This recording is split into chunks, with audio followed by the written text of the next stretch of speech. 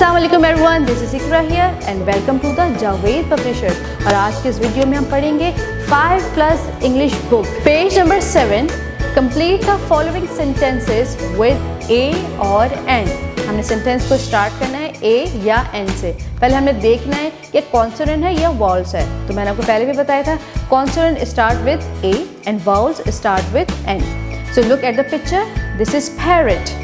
सो parrot क्या है, consonant या vowels? P is a consonant, तो यहाँ पे आएगा it is a parrot, a parrot. Look at the second picture, it's ink pot, ink, i, ink. I क्या है, vowels, AEI, oh yes I, it's a vowel, तो यहाँ पे क्या आएगा, N, it is an ink pot.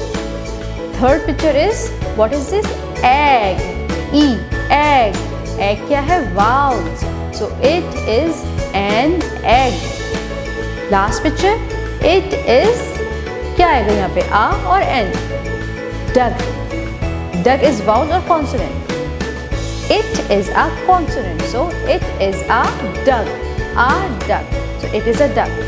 Thank you so much for watching the video. अपना और अपने इर्द गिर्द के अपने प्यारों का बहुत ज़्यादा ख्याल रखेगा और जुड़े रहिए बोलती किताबों के साथ।